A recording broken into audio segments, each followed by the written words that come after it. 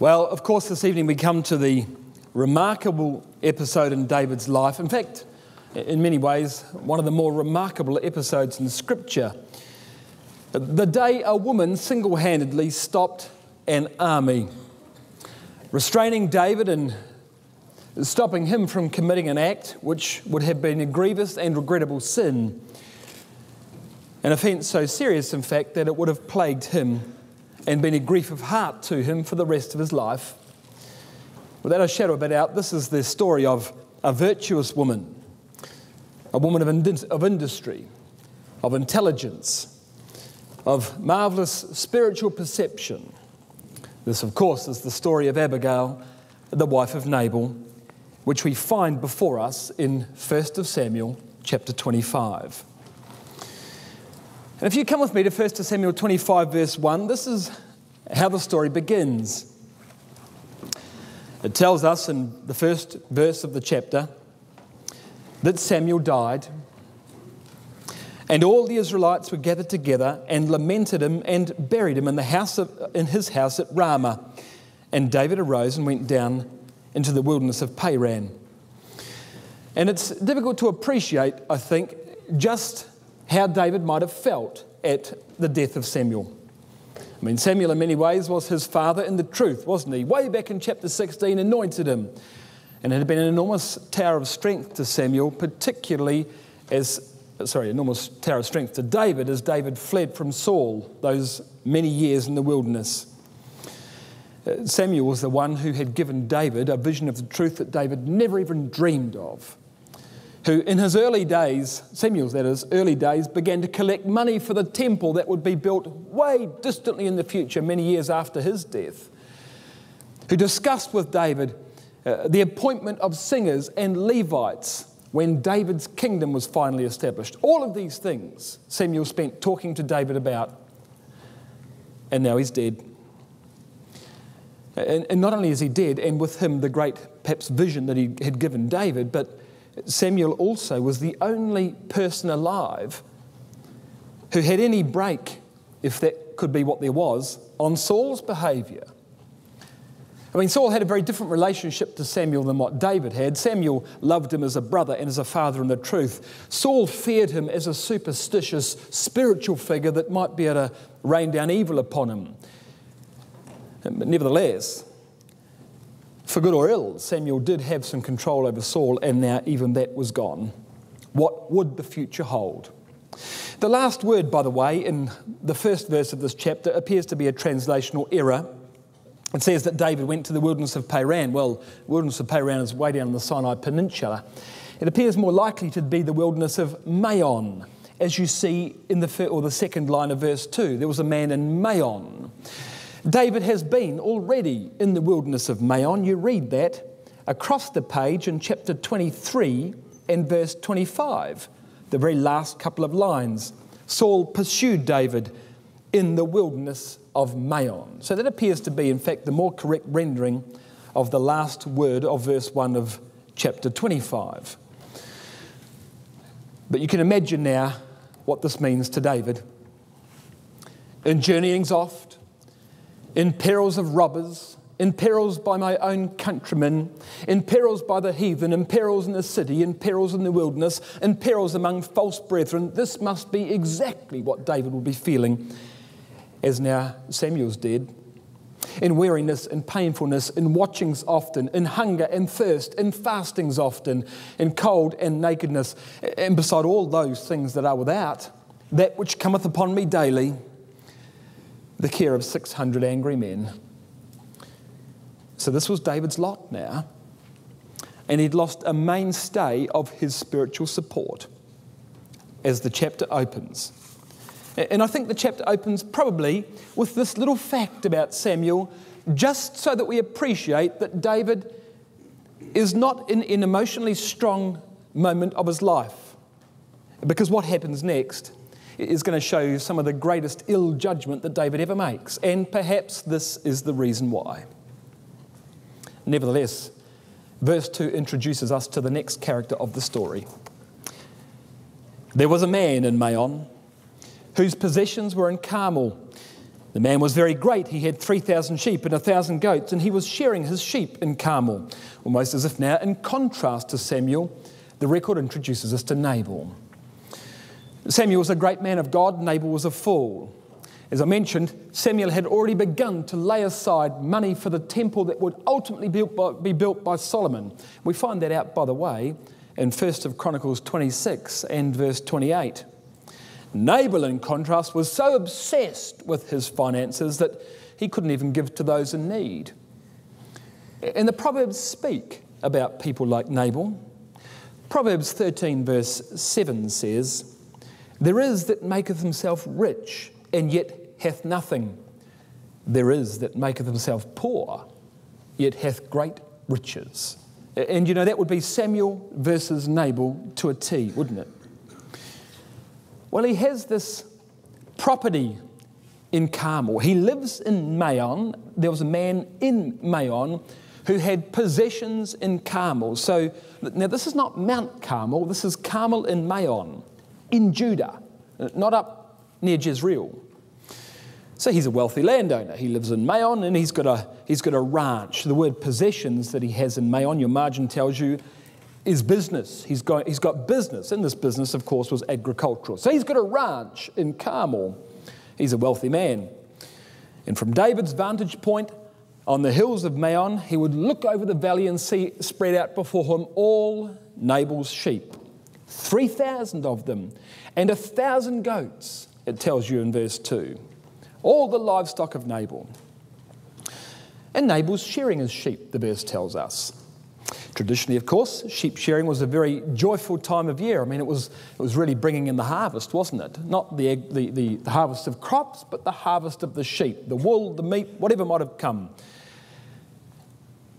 2 Samuel 13 and verse 23 tells us that when Absalom was shearing his sheep, he invited Amnon to participate in the festivities, at which time he killed him.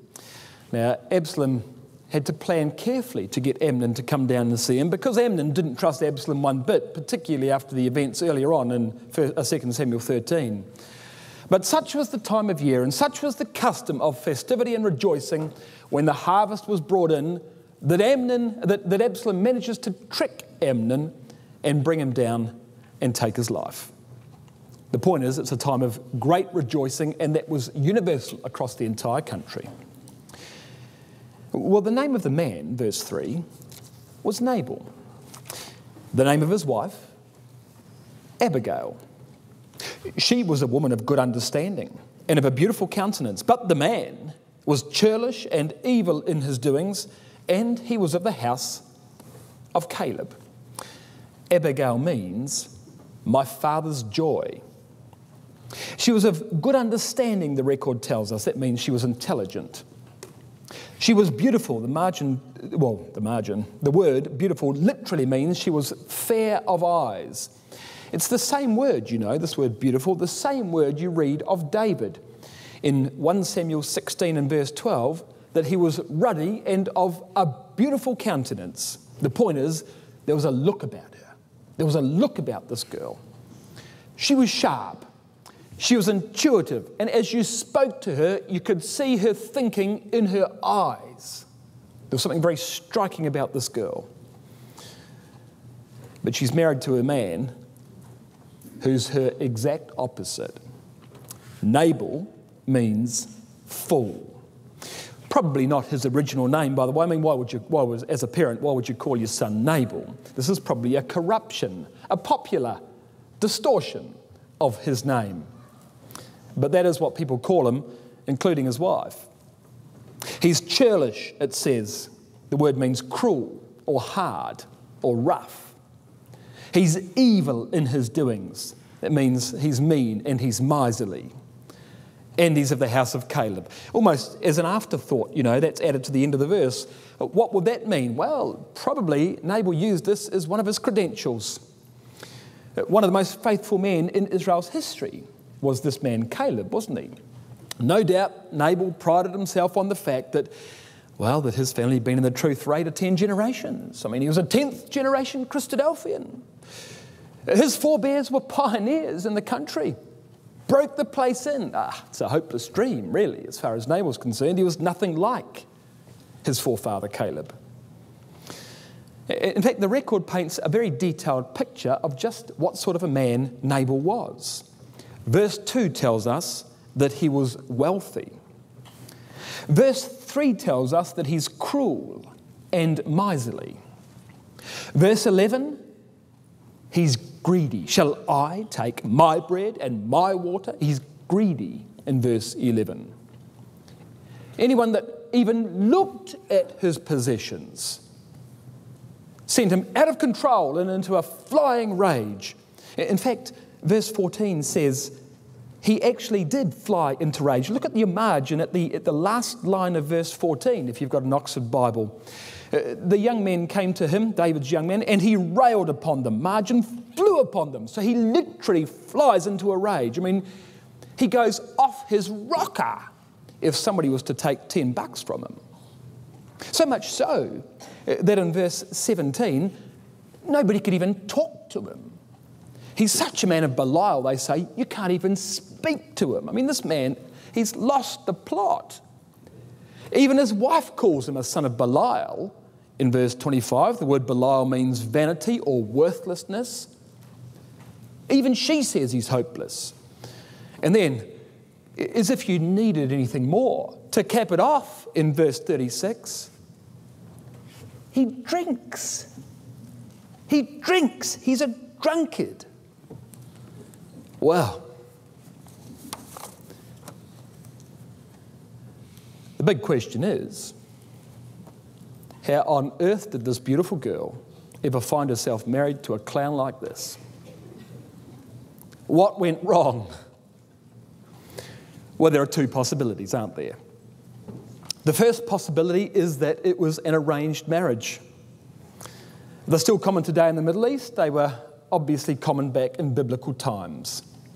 That's one possibility, but I don't think the more likely possibility. I mean, you read many occasions in the Scripture where people voluntarily marry each other.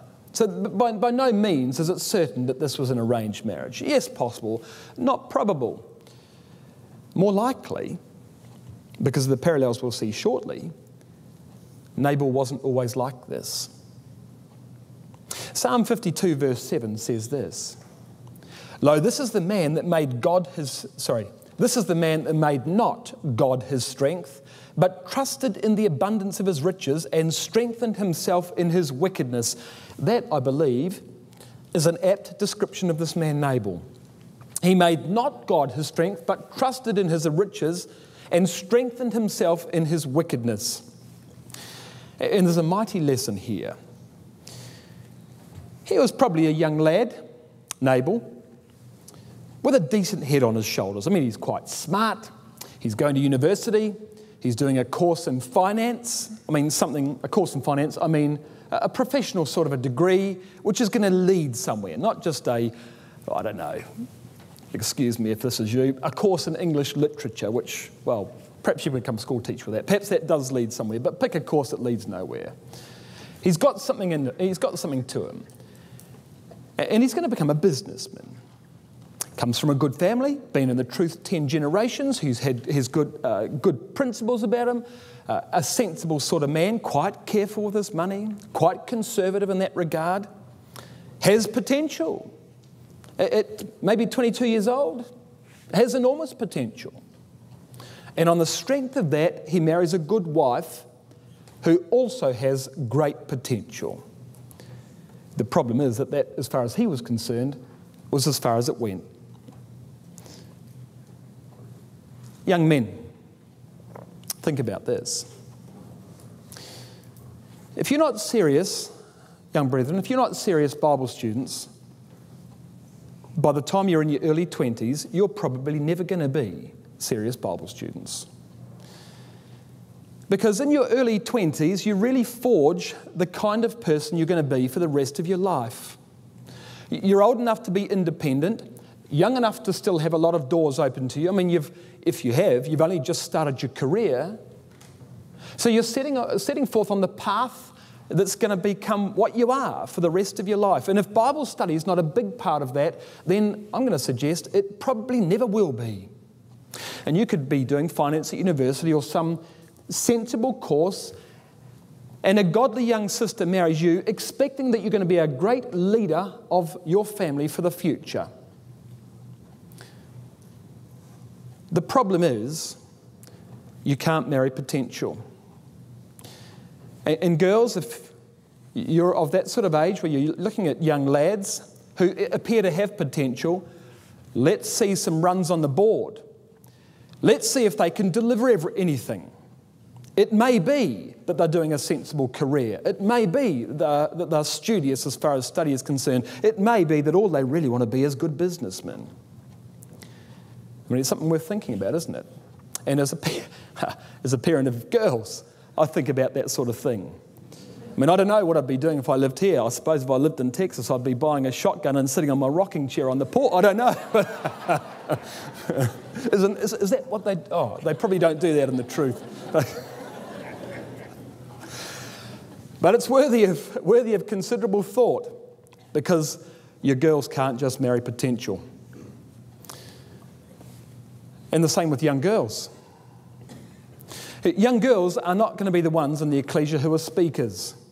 But how much work is done in ecclesial life off the platform? Even the speakers do at least as much work off the platform as they do on the platform. And you think about when the family comes along, just what the balance of power is in the family. The fact of the matter is this: the husband is responsible for the spiritual direction of the family. And he might set the standards of the family and the direction of the family, but without all question, the wife sets the tone of the family. And all the detail in the child rearing comes from the wife. Why? Well, because the kids get home at 3 or 4 o'clock in the afternoon. Dad doesn't get home till 6 p.m. in the afternoon. He might have left the house before the children go to school. And all these discussions on the peripheral subjects in the family are had with mum. If she doesn't have her head in the Bible, where are those discussions going to go? I happen to know from reading my Bible, from the life of Abraham, that the father of the faithful can have a son who never comes to the truth because of Hagar, I'm speaking, call her a wife, which is unfaithful. And another son who does come to the truth because of Sarah, a wife who is faithful. Same father, 2 boys, and Abraham loved them both. And look at the consequences. So, in fact, mum single-handedly can endorse or derail everything dad stands for. And so can dad, of course. There's no question, mum's got an enormous influence. She must be a Bible student as well. Well, what of Nabal? What would you say of him? Proverbs 30, verse 8. Give me neither riches nor poverty, but feed me with food convenient for me, lest I be full and deny thee and say, who is Yahweh? Or lest I be poor and steal and take the name of my God in vain. Really, as far as money is concerned, we can't live with it and we can't live without it. It's just one of those problems of life. The best path, therefore, is a middle course. Not too much, not too little, but enough for convenience and for security. And here's the issue of this chapter, of course. A rich man versus a poor man. Nabal versus David. One who says, who is Yahweh, because the whole world revolves around him, and the other who's in continual need, is about to raise an army to commit sin and blaspheme everything he stands for because he's poor. He's not going to steal, but he's about to take the name of God in vain. Verse 4. And David heard in the wilderness that Nabal did shear his sheep, and David sent out 10 young men. And David said unto the young men, get you up to Carmel and go to Nabal and greet him in my name. Young men. Now, listen, these young men aren't 10 years old. They're not just kids. They were soldiers in David's army. They'd come from the cave of Adullam where David had collected this band of men. But the point that the verse is making, I believe, is that they weren't the intimidating sort of soldiers in David's army. I mean, there were men, well, let's be frank, There were men in the cave of Adullam with David who you wouldn't send to the door of a stranger if you wanted to make a good impression. That's the fact of the matter, isn't it? How much food do you think David's 600 men would have required each day? His entire sustenance is coming from raids against the Philistines and the Canaanite tribes in southern Judah. That's where he's getting his livelihood from. And now he's done a good service to Nabal. Now, of course, there's no contract between Nabal and David, but it is the time of sheep shearing, and David is looking for recognition. Verse 7. I've heard, say these young men, that thou hast shearers. Now thy shepherds which were with us, we hurt them not, neither was there aught missing with them, unto them, all the while that we were in Carmel. Ask thy young men, they say, they will show thee. Wherefore let the young men, that is David's young men, find favour in thine eyes, for we come in a good day. Give, I pray thee, whatsoever cometh to thine hand unto thy servants and to thy son David. It was a fair request. As I say, under no circumstances could you say that Nabal has a legal obligation to David to pay wages. But David's efforts had saved Nabal a considerable sum of money. So you might say that there is a certain moral obligation here. This is a bumper harvest for Nabal because he hasn't lost, well, there hasn't been the normal shrinkage that Nabal might otherwise have seen any other year.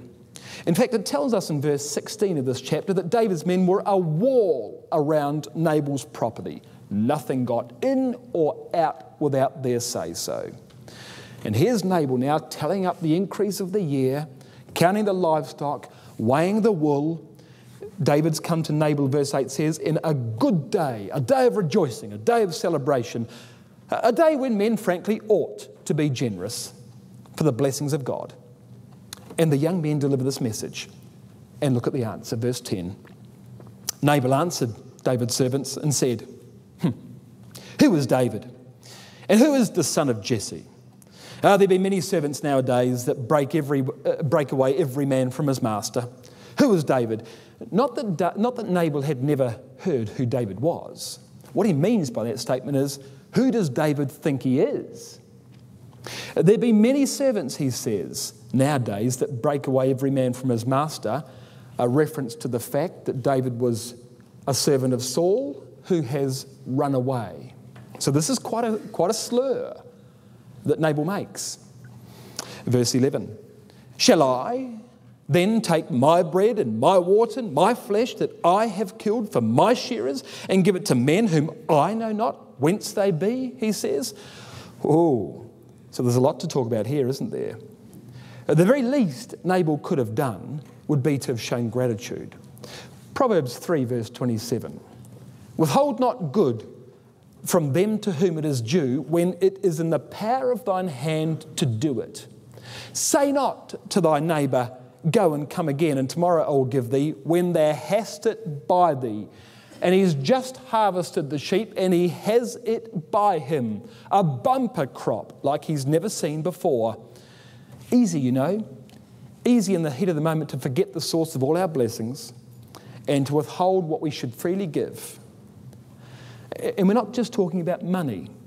It may be that we don't have a lot of money personally, but we have time, we have advice. Our gift might be as simple as giving devout attention to a conversation from someone much younger than us. That might be the only reward they're looking for, is undivided attention. Some of these things are free to give, and sometimes we don't even give that.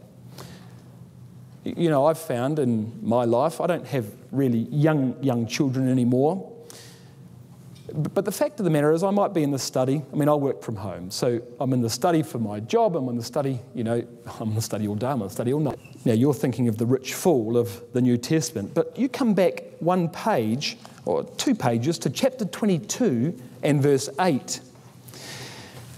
Nabal's comment is strongly reminiscent of a comment by another man in the life of David. And in 1 Samuel 22 verse 8 it says this, Saul, Jonathan has helped has helped David rather, and David has escaped from Saul. And in verse 8 it tells us, that all of you have conspired against me, and there's none that showeth me that my son's made a league with the son of Jesse, and there's none of you that's sorry for me, or shows me that my servant is against me to lie in wait as at this day. It's all about me in this verse. Just as in verse 11 of chapter 25, it's all about I. You see, and there's an enormous parallel, in fact, between Nabal and Saul. They're both men who are completely consumed by themselves, and everything's always everyone else's fault.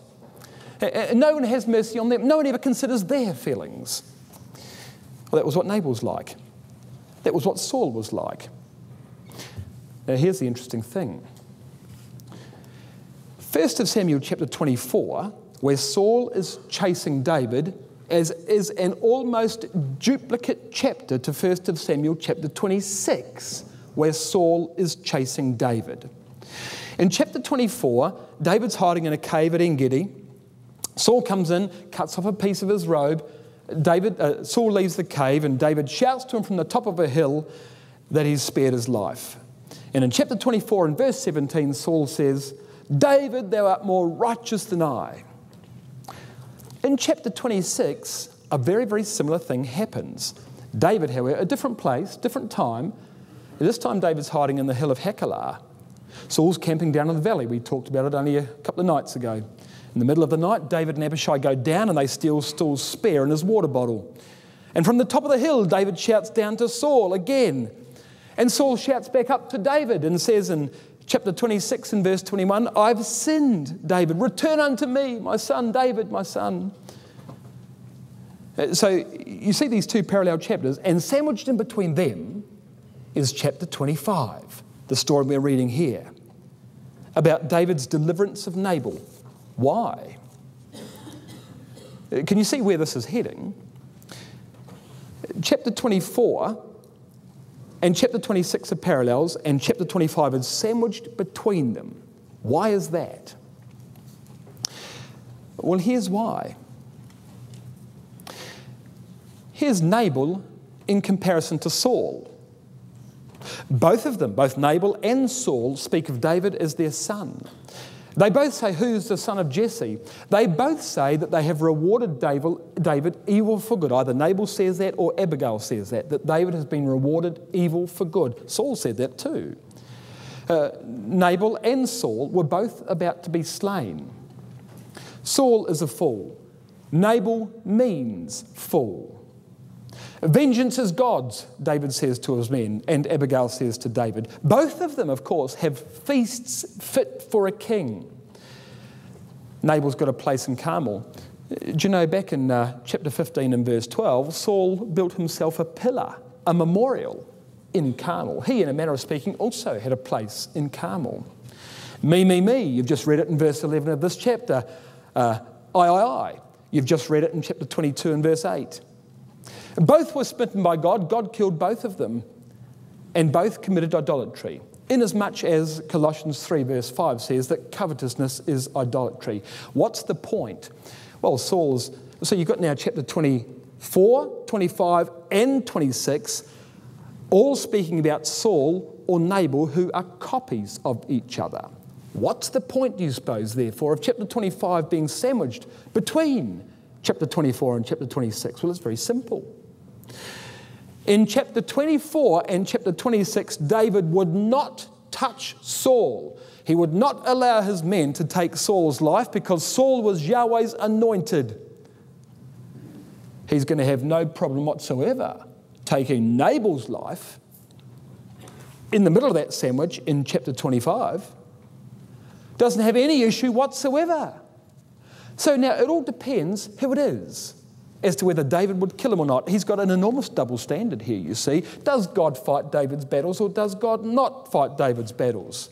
When it comes to Saul, there's no hesitation. He's Yahweh's anointed. We won't touch him, and David controls his 600 men. But in the case of Nabal, who's done far less to him than Saul ever did to him, vengeance will be direct and it will be immediate.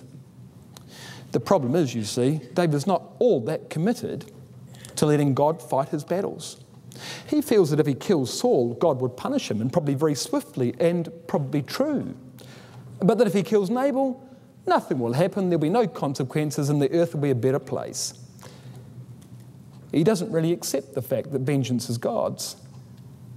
And he's got to learn to keep a principle because he loves God and not just because he fears the consequences. There would have been consequences if he killed Yahweh's anointed. He thinks there's going to be no consequence if he kills Nabal. Not true. Not true. But pause and just reflect upon the fact of verse 1 of this chapter. Samuel has died. David's not thinking perhaps as clearly as he ought to. I'm saying that might be a reason. That's not an excuse, but I think that's why the verse is there. This is a chapter somewhat out of character for David, and maybe there's a reason for that.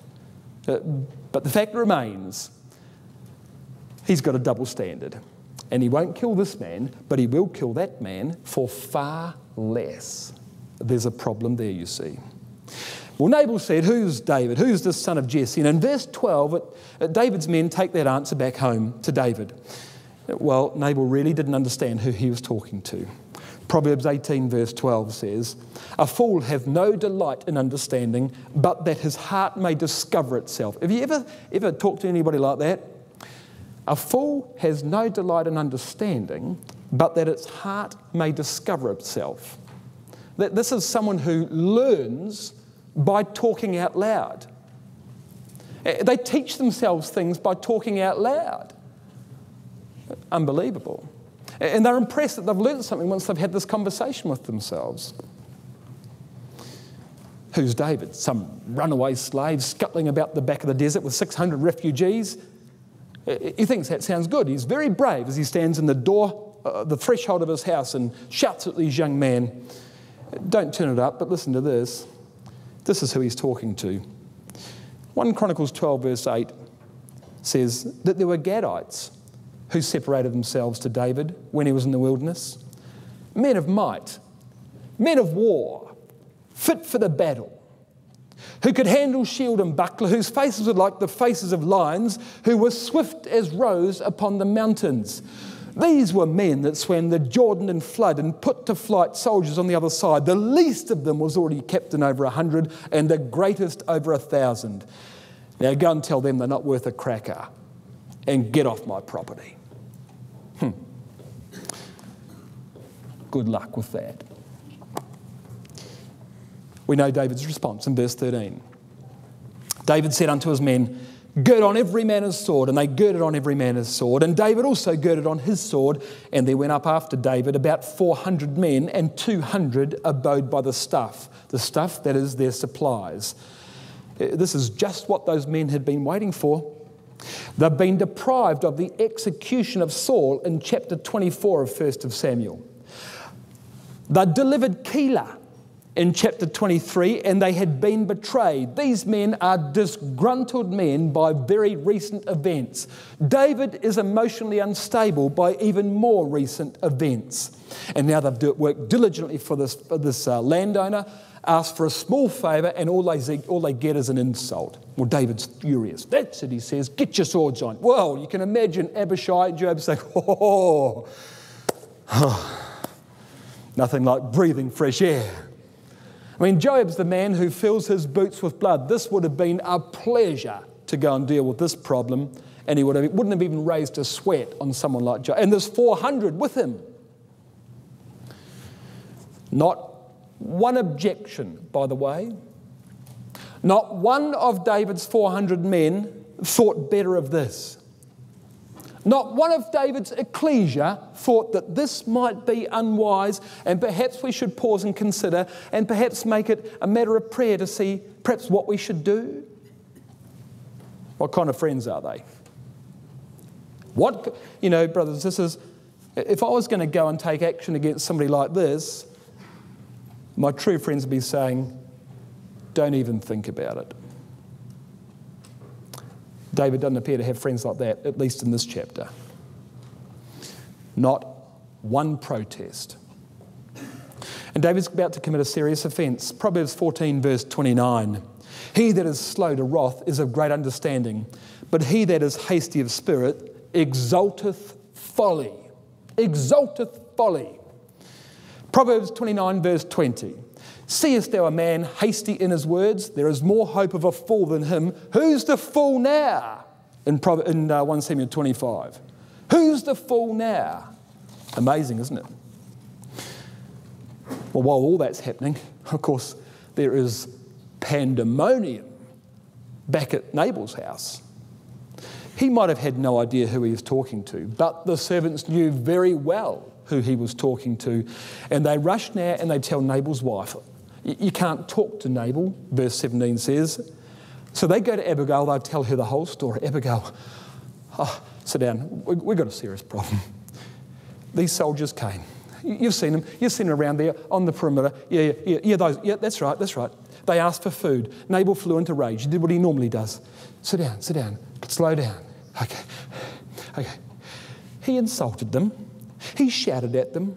But they were good to us. Day and night they were good to us. We've lost nothing. We would have lost dozens and dozens of sheep. Not one has gone. And there were hundreds of them, Abigail. There were hundreds of them all around us like this. And Abigail, you want to see them? We're done for.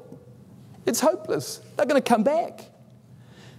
Well, Abigail took those words very, very seriously. In verse 18 it tells us she made haste. She took 200 loaves and 2 bottles of wine, 5 sheep ready dressed, 5 measures of parched corn, 100 clusters of raisins, 200 cakes of figs, and laid them on asses. That's not bad, lying around in the pantry. I mean, this is a family that's not short of money. There's an enormous harvest here. He's not just farming sheep, he's got a lot of money, this fellow. Notice, by the way, 2 bottles of wine. How far would that go amongst 400 men, or 600 men for that matter?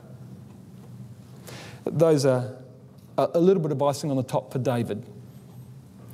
She knows what wine can do to men. She's got one in her own house.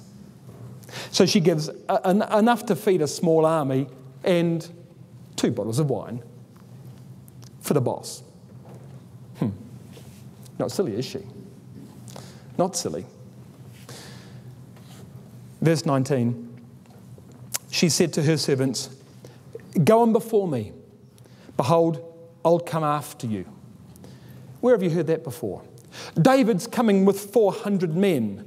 Where have you heard that before? Abigail's prepared a gift, gives it to a servant and sends the servant out in advance. Where have you heard that before? There was a man way back in Genesis who had a problem with his brother. And Jacob insulted Esau, who said, I'm going to kill Jacob. Jacob was now rich, and he sends messengers to Esau and finds that Esau's coming after him with 400 men. Jacob is utterly petrified because he knows he is no match for his brother. Jacob prays for deliverance and then takes a present for Esau and sends the present out in front with servants, one course after another with his servants, and he brings up the rear with the children. He meets Esau and he bows to the ground, and Esau, of all people, accepts the gift, and they part, well, I want to say friends, but they part at least on good terms. Well, there's the parallel. And you can see in that parallel where David fits. Can't you? David is doing exactly what Esau would do. Esau, it tells us in Hebrews 12 verse 16, was a profane man. A profane and fornicating man. David is a man after God's own heart, but anything but in this chapter. Well, it tells us in verse 20 that it was so that when Abigail rode on the ass, that she came down by the covert of the hill, and behold, David and his men came down against her, and she met them. The word covert means a ravine. So she's riding her ass under the cover of a hill. And all of a sudden, over the top of the hill comes David and meets her. Now you think about that. What are the chances? She's going to meet David. He's coming to Nabal's house.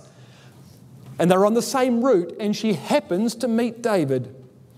She didn't know exactly which way David would come, or precisely, I suppose, where he was coming from. She takes the most direct route and they run into each other. It could only be providence, I suppose, that she meets David on the way. That's certainly how she sees it. And David's caught off guard. He catches his breath when he sees her, and she makes the most of it. Verse 23, when Abigail saw David, she hasted. She lighted off the ash. She fell down before David on her face and bowed herself to the ground. And you can imagine David's great convoy grinding to a halt. And David stops, and everybody stops behind him, and there'll be urgent whispers then from the back, who couldn't see what was happening up the front, who couldn't hear the conversation that was going to take place. What's up? What's up? What's up? What's up? What's up? A woman. What does she want? What does she want? What does she want? Don't know. What are they doing? Like this. You can imagine this. Hey, these are 400 men who thought they were going to shed blood today. Who was it? Nabal's wife. Huh. So everybody's starting to draw their own conclusions from this. A remarkably courageous thing to do, what she's doing here, isn't it? Even Joab's head would turn at this, I think. She fell at his feet, verse 24, and said, "Upon me, my Lord, upon me let this iniquity be. Let thine handmaid, I pray thee, speak in thine audience and hear the words of thine handmaid. My Lord." 14 times in this chapter she calls David Lord. This is the beginning of her great plea. And the first point she makes here is it's all her fault. If you want to blame somebody, blame me. You want to punish somebody, punish me, she says.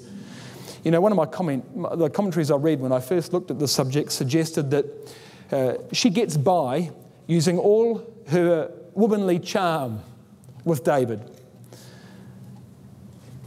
That she takes the responsibility and she puts David in the position, therefore, of killing a beautiful and defenceless woman.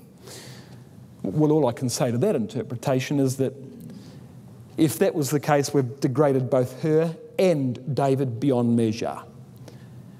I don't believe that would have frankly impressed David one bit. He is livid with the answer that's come back. The fact that Nabal's wife would come and plead for Nabal would not, of itself, I don't believe, make any shred of a difference to David whatsoever. And if it was left to David's men, they might well have killed her as well, because they did plan to execute the entire household. David would be more likely to think that Nabal had put her up to it, in which case even he might take her life. No, if that's all there was to it, I think that would backfire terribly. Her success in this matter is based completely upon her appreciation of the Bible. Look at verse 25. Let not my Lord, I pray thee, regard this man of Belial, even Nabal, for as his name is, so is he. Nabal is his name, and folly is with him. But I, thine handmaid, saw not the young men of my Lord whom thou didst send. My husband's a fool, she said. Of course, this is a play on his name. The Hebrew is poetic. Fool is his name and folly is with him. That's like saying Brutus is his name and he is a brute. I didn't see the young men. So now she tells David why he should blame her. She wasn't keeping an eye on her husband. I mean, he needs watching 24/7. He's prone to these outbursts, you see. And she's obviously in the practice of running the household and keeping him happy in his own little world, counting coins on the desk, and she takes care of all the serious business of life. No doubt at this time she was busy organising the festivities of sheep shearing. She's got more than enough things to do. Late nights, early mornings, shuttling back and forth between Maon and Carmel, and this falls through the cracks. And she wasn't there to answer the door when David's men came. Well, it's my fault, she says. I should have thought more about that.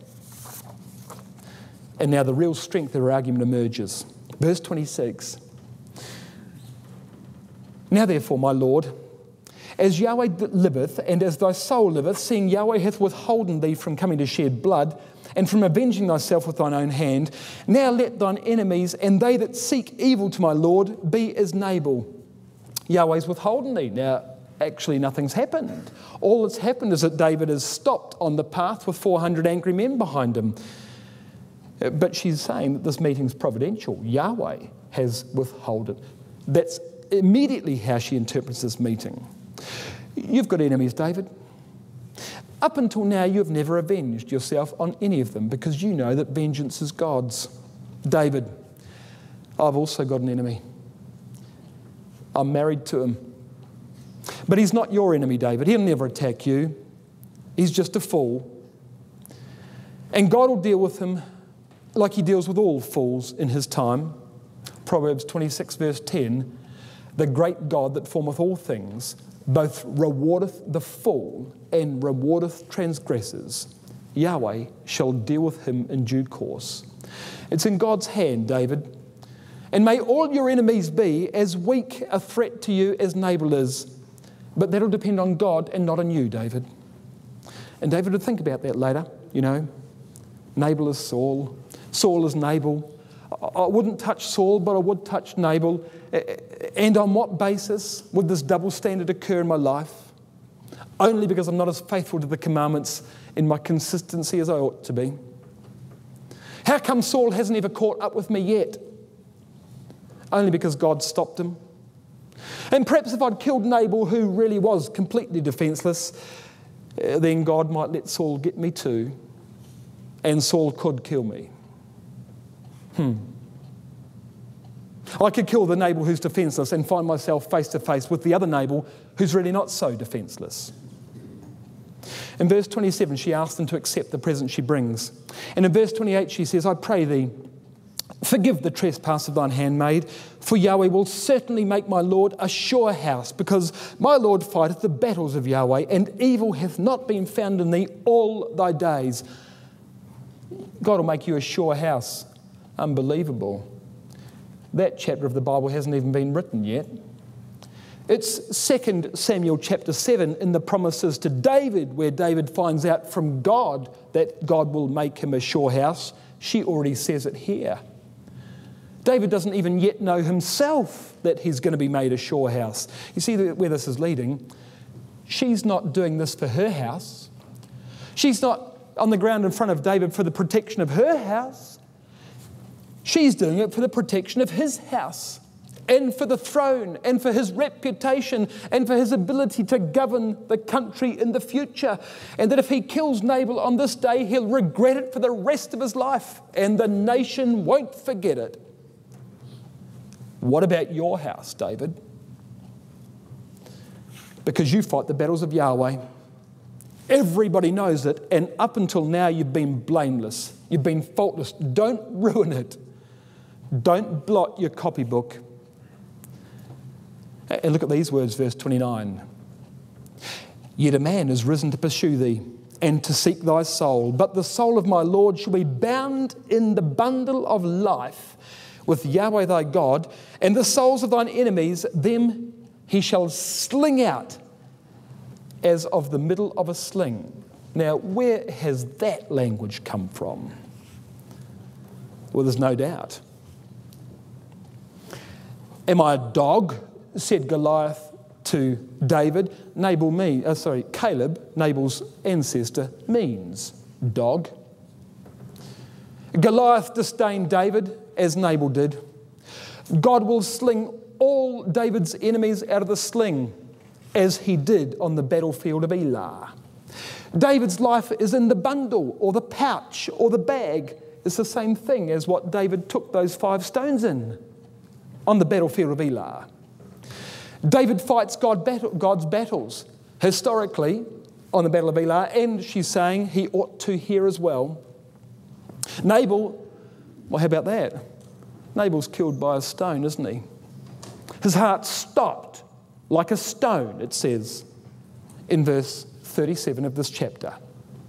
And wickedness returns upon Nabal's own head, exactly as it did metaphorically with Goliath. And the consequence of the whole transaction in the battlefield of Elah was that David receives a wife, the daughter of Saul, as he does here. Remarkable. What's the point? Jonathan wasn't the only one that was mightily impressed with David's conduct on the battlefield of Elah when he killed Goliath. He wasn't the only one that heard what David said down there on the battlefield. Now, Abigail might not have personally been there, but what David said that day before that transaction occurred would have gone like wildfire around the faithful of the country. All Joab saw was a stone fly through the air. What Jonathan heard was a marvellous confession of faith. And this woman is exactly the same. You want the female counterpart of Jonathan in the life of David? You've got her right here, precisely in this woman. Well, verse 30. And it will come to pass, she says, when Yahweh shall have done to my Lord according to all that he hath spoken concerning thee, and shall have appointed thee ruler over Israel, that this shall be no grief unto thee. If you do nothing, no grief will come to you, she says, nor offence of heart unto my Lord, either that thou hast shed blood causeless, or that my Lord has avenged himself. But when Yahweh shall have dealt well with my Lord, then remember thine handmaid, she says. And if you turn around and go home and God blesses you, then remember me when God deals with the problem I've got in my life, she says. So you see her argument. God has providentially intervened in this matter between you and me. It's my fault. I should have been watching my husband, she says, more closely. Please accept this gift. And as for you, God's going to make you a sure house. You're going to be king over Israel. You're going to destroy all your enemies. It all began in the valley of Elah. We all know about that, David. Everything God has spoken concerning you will happen just as he said. Don't ruin it now. Astounding. Absolutely astounding. Another commentator I read suggested that her knowledge was so great and her faith so mature that she must have had contact with the schools of the prophets. Well, that might very well be so. But look how she concludes in verse 31, the end of verse 31. And when Yahweh has dealt well with my Lord, then remember thine handmaid. Do you know, that is exactly what Jonathan said in chapter 20 and verse 15. When Yahweh has cut off all your enemies, David, then remember me, he says. Well, what can David say? He's rebuked, he's encouraged, he's humbled. He's just received one of the greatest and most illuminating exhortations of his entire lifetime, and the soft word has turned away wrath. And verse 32 says that David said to Abigail, blessed be Yahweh God of Israel, which sent thee this day to meet me. He's personally honest. And despite how this looked in front of 400 men, there's the greatness of David. Righto, fellas, let's go home. Let's go home. We're done here. And so they did. Personal honesty from David. He committed the sins, but at the end of the day, he was an honest man and honest with himself. And let me tell you, if we're going to overcome sin, any of us, any sin in our lives, it all begins with personal honesty. If we're not honest with ourselves, it stops there. He was honest, personally. Proverbs 9 verse 9. Give instruction to a wise man, and he will be yet wiser. Teach a just man, and he will increase in his learning. But Abigail's job's not done yet. Verse 36. Abigail came to Nabal, so she goes home as well. Comes to Nabal, and behold, he held a feast in his house, like the feast of a king. And Nabal's heart was merry within him, and he was very drunken. Wherefore she told him nothing more or less until the morning light. Of course, he's incoherent. She can't speak to him. So she gets home, and he's inebriated.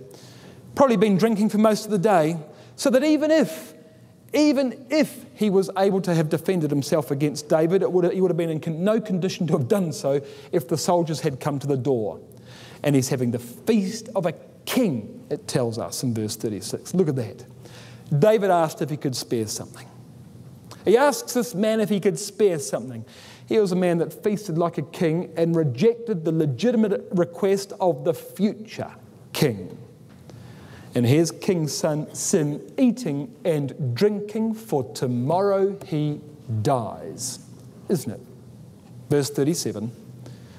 It came to pass in the morning, when the wine was gone out of Nabal, and his wife had told him these things, that his heart died within him, and he became as a stone. And it came to pass about 10 days after that Yahweh smote Nabal, that he died. He had a stroke, didn't he? Went into a coma, never revived. And Jesus picks up the story in Luke chapter 12 and verse 19, the parable of the rich fool. Soul, thou hast much goods laid up for many years. Take thine ease, eat, drink, and be merry. Relax, soul. You've worked hard, soul. You deserve this, soul. Treat yourself, soul. Have pity on yourself, soul. Jesus said, you've got to love Yahweh with your heart, soul, mind, and strength. Jesus himself poured out his soul unto death. But God says to the man of the parable, this day thy soul shall be required of thee. The solution Jesus gives to that problem is lay up treasure in heaven. Don't lay it up on earth. It'll kill you. Well, the news comes to David, of course. The picture's now completed. Verse 32, blessed be Yahweh, he says, for sending Abigail. Verse 33, blessed be Abigail for restraining me. Verse 39, blessed be Yahweh for his justice. Proverbs 20 and verse 22, say not thou, I will recompense evil, but wait on Yahweh and he will save thee. It's exactly what's happened. And so the inevitable occurs, doesn't it, in verse 40. When the servants of David were come to Abigail to Carmel, they spake to her, saying, David sent us unto thee to take thee to him to wife. So David now asks Abigail to marry him. And of course, in verse 41, she accepts the invitation, but her acceptance wasn't without a certain degree of sacrifice. Think about this. What is she marrying here? In Nabal's house, she had security. She had a good income. She had everything money could buy and servants to run after her. She's going to forsake the treasures of sin for a season and go and marry a fugitive running around in the desert, sleeping in caves, isn't she? To suffer affliction, as it were, with the people of God. She gave it all away. She gave it all away. Verse 44 tells us that Saul, in the meantime, had given David's first wife, Michal, his daughter, to Phalti, the son of Laish, which was at Galim. This is the girl, remember, in Michal, who could never leave the baubles of office, could she? She could never leave the accoutrements of the house of Saul, who loved the luxury that fame and fortune brought her and wouldn't even set a foot into the wilderness to follow David. So you've got two women from wealthy backgrounds. One has no problem leaving it behind and marrying David. The other woman has an enormous problem. She was happy to send David down the wall on the end of a piece of rope and then lie to her father, which further imperiled David's life. Very different girls, these two. Very, very different girls. Well, I'll show you how it ends. They have a son, David and Abigail. They have a son. And you read of that in 2 Samuel chapter 3. Unto David sons were born in Hebron. And his firstborn was Amnon of Ahinoam the Jezreelitess. And his second, Chileab of Abigail, the wife of Nabal the Carmelite. The third, Absalom, the son of Maacah, the daughter of Talmai, king of Geshur. And so they have a son. But here's the thing. What do they call the son? Chileab. Your margin says Daniel in that reference. But Chileab is what's in the text. Why'd they call him Chileab? Does anybody know what Chileab means? Has anybody got that written in their margin? What Chileab means in 2 Samuel chapter 3 and verse 3. If you don't, you might like to write it in. And I'll prove this to you. Strong's number 3609. So there's my reference. The meaning of Chiliab: the restraint of my father. What do you think of that? The restraint of my father. And in that boy, who goes nowhere in the record, it appears, never finds himself in the king's court later on, but in that boy, the whole transaction of 1 Samuel 25 is memorialised. An unbelievable story, an unbelievable woman, but certainly a woman of enormous virtue.